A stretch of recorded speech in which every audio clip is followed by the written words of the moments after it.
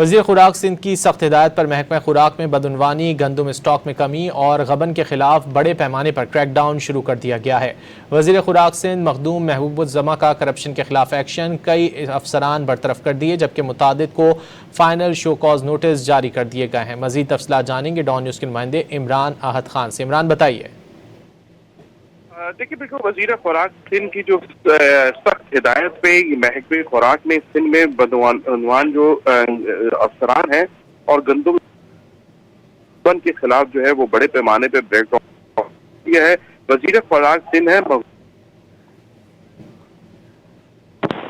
افسران کو برطرف اور کو جو ہے وہ شو کاز نوٹس یہ کہنا ہے کہ قیوم سعید خان ہے جنہوں نے 65,393 جو گندم کے تھیلے ہیں ان کی خرید کا مقصد ہے۔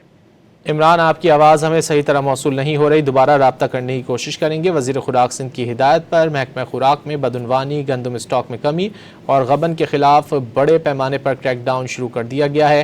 وزیر خوراک سندھ مخدوم محبوب الزماں کا کرپشن کے خلاف ایکشن، کئی افسران برطرف کر دیے جبکہ متعدد کو فائنل شو کاز نوٹسز بھی جاری کر دیے گئے ہیں۔ عمران بتائیے کیا تفصیلات ہیں۔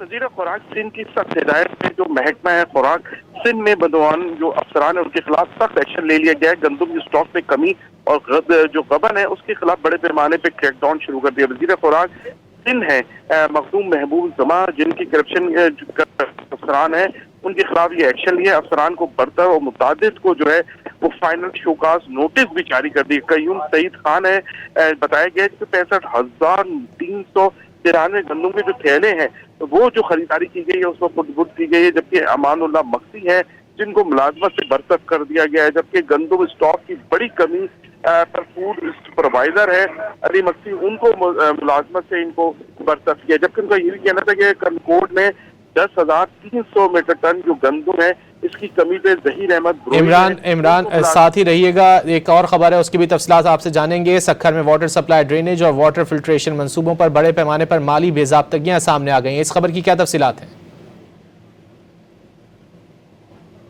خبر ہے اور